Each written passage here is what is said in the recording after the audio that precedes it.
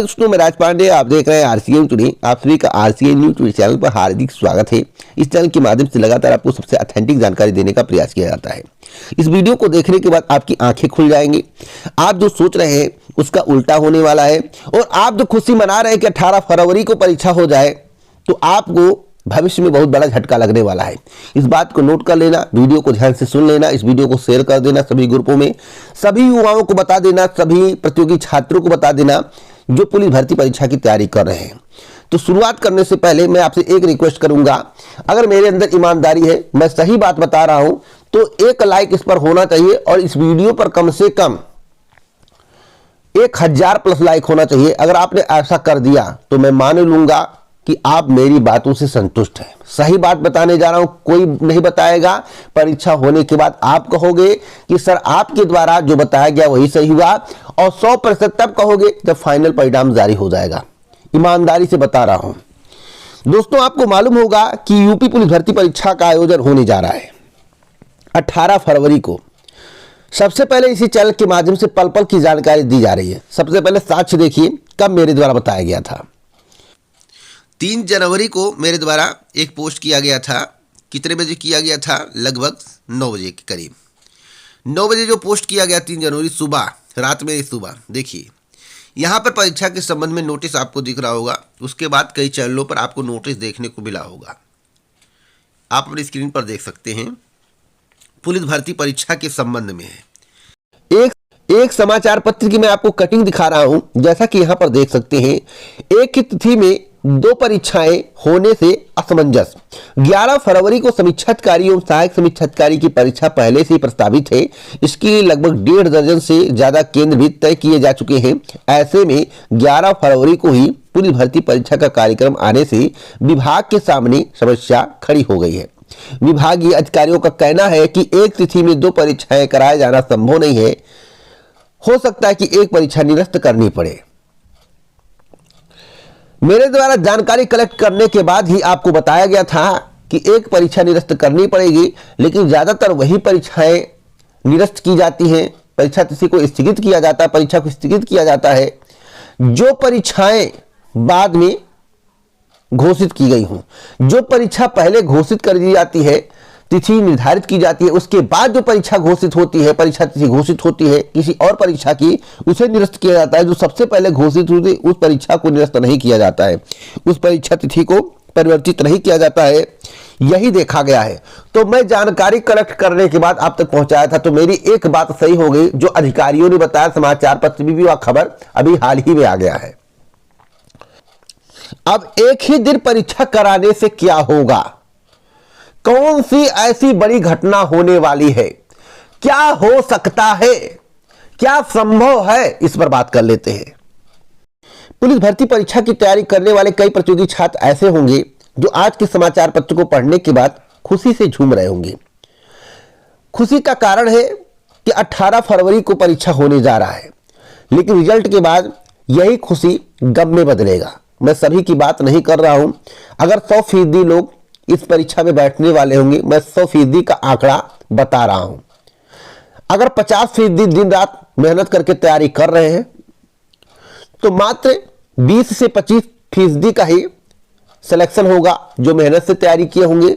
बाकी मेहनत वाले फेल हो जाएंगे। क्यों फेल हो जाएंगे, इसका रीजन मैं आपको बताना चाहता हूं। मुझे याद है दरोगा भर्ती के लिए जब मेरे द्वारा कटऑफ बताया गया और हाई कटऑफ बताया गया, तो लोग परेशान हो गए और मुझे कमेंट बॉक्स में गाली देने लगे। लेखपाल भर्ती परीक्षा में मेरे द्वारा कटऑफ बताया गया कि भैया 80+ जा रहा है, 83-84 कुछ भी हो सकता है। आखिरकार 83 पॉइंट कुछ गया कटऑफ। तब सबकी आंखें खुली और मेरे सब्सक्राइबर इंक्रीज हो गए, बढ़ गए, क्योंकि उनको विश्वास हो गया कि इस चैनल के माध्यम से सही बताया जा रहा है। मेरे द्वारा यह भी बताया गया है पुलिस भर्ती के संबंध में कि 30 से लेकर 40 लाख के करीब आवेदन हो सकते हैं। आवेदनों की संख्या बढ़ ना जाए तो ताजुब नहीं। एक दिन परीक्षा कराना कितना सही है? 6500 परीक्षा केंद्र बनाना कितना सही है? क्या 6500 परीक्षा केंद्र जो बनाए गए सभी गवर्नमेंट कॉलेज है? यह भी सोचने की बात है। कितने अधिकारी और कर्मचारी एक दिन परीक्षा में लगेंगे? क्या उत्तर प्रदेश में उसके अलावा कोई वर्क नहीं होगा? जिस दिन परीक्षा होगी, परीक्षा के अलावा कोई वर्क नहीं होगा। अब जब एक ही दिन में सारी कहानी को खत्म करने का प्रयास किया जा रहा है, परीक्षा को कराने का प्रयास किया जा रहा है, और लखनऊ में सबसे ज्यादा केंद्र 836 बना दिए गए हैं, तो क्या गारंटी है? क्या गारंटी है? मैं पूछ रहा हूं, जवाब दें, आप लोग भी जवाब दीजिए। क्या गारंटी है कि परीक्षा में धांधली नहीं होगा? क्या गारंटी है कि पेपर आउट नहीं होगा? अरे भाई, इस परीक्षा को 3 दिन करा दिया जाए, 6 पालियों में करा दिया जाए। अगर कैंडिडेट की संख्या 35 से 40 लाख है, 4 पाली में तो कम से कम होना चाहिए। अगर 4 पाली में परीक्षा होगा तो अधिकारी कर्मचारी निरीक्षण भी कर पाएंगे, सही से ड्यूटी को भी निभा पाएंगे, आराम से परीक्षा हो जाएगी। कोई घटना घटित होगी तुरंत पता चल जाएगा। लेकिन जब झुंड में परीक्षा कराया जाएगा तो झुंड में कई लोग अंदर अंदर अपना कल्याण कर लेंगे, इस बात को आप मना नहीं कर सकते हैं।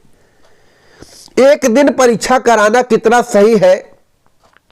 दरोगा भर्ती की घटना आपको मालूम होगा, मुझे बताने की आवश्यकता नहीं। यूपी टेट की घटना आपको मालूम होगा, बताने की आवश्यकता नहीं है।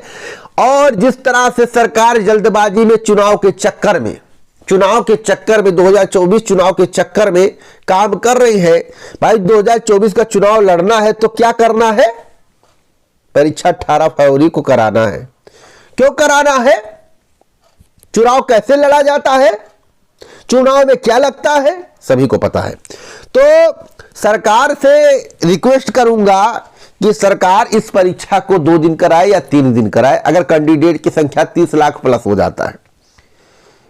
परीक्षा केंद्र वही बनाए जो सही हो, और गवर्नमेंट कॉलेज ही बनाए जिससे योग्य अभ्यर्थियों का चयन हो, धांधली वाले बाहर हो जाए। क्योंकि इतनी बड़ी संख्या में घुसने का प्रयास जरूर किया जाएगा, धांधली करने का प्रयास जरूर किया जाएगा, और कोई ऐसी परीक्षा उत्तर प्रदेश की नहीं है जिसमें धांधली करने का प्रयास ना किया गया हो। और जब धांधली हो जाता है सरकार आंख मूंद लेती है, जैसा कि आपको दरोगा भर्ती में देखने को मिला। कई अभ्यर्थियों ने आरोप लगाए, कई खुलासे हुए, और आपको यह भी मालूम होगा अभ्यर्थी धरना प्रदर्शन करने गए तो उन्हें कह दिया गया तुम्हारी पूरी जिंदगी बर्बाद कर दूंगा, तुम्हें खत्म कर दूंगा, कैरियर खत्म कर दूंगा, खत्म तो नहीं, कैरियर खत्म कर दूंगा तुम्हारा, इस तरह की धमकी दी गई। आप किसी अच्छे कार्य के लिए आवाज उठाने जाओगे, आपकी आवाज को दबाने का प्रयास किया जाएगा। तो भैया एक दिन में परीक्षा कराना कितना सही है सभी को पता, लेकिन पेपर आउट वाली घटना, सेटिंग वाली घटना कॉलेज में, कॉलेज गवर्नमेंट टोटल ना होना, दागी कॉलेज को सेंटर बनाना, एक ही दिन 31 से 35 लाख 30 से 35 लाख कैंडिडेट को उत्तर प्रदेश की सड़कों पर उतार देना। क्या सभी कर्मचारी अधिकारी परीक्षा ही कराएंगे और कोई काम उत्तर प्रदेश में नहीं होगा? आप जरा एक बार सोचिए दोस्त कि आपका कैरियर किस गर्त में जाने वाला है। यह परीक्षा क्या बिना धांधली के संपन्न हो पाएगी? क्या सरकार करवा पाएगी? यह भी सोचने का विषय है। एक दिन, पहली बार मैं देख रहा हूं कि एक ही दिन में 30 से 35 लाख कैंडिडेट की परीक्षा हो जाए।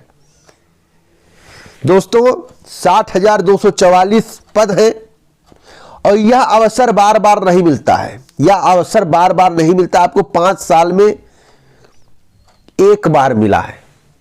5 साल बाद, यानी 4.5-5 साल बाद भर्ती आई है 60,244। अगर इतने बड़े पदों पर, इतने ज्यादा पदों पर भर्ती का विज्ञापन जारी होकर आपका सिलेक्शन ना हो, और आप मेहनत कर करके थक गए हो, अंत में रिजल्ट आपके पक्ष में ना हो, तो आप इतने दुखी होंगे, उसकी कल्पना आप लोग नहीं किए होंगे। या तो आप इतने धुरंधर हो कि साल भर गैंग जो एक्टिव होते हैं, जो पेपर आउट करने का प्रयास करते हैं, जो धांधली करने के बाद नंबर लाने का प्रयास करते हैं, उनसे आपका नंबर ज्यादा हो तो आपका सिलेक्शन हो सकता है। जाहिर सी बात है, 60,244 पद है, तो अपेक्षाकृत जितना आकलन लगाया जा रहा है उससे कट ऑफ तो कम ही जाएगा, क्योंकि पदों की संख्या अधिक होने पर कट ऑफ कम ही जाता है।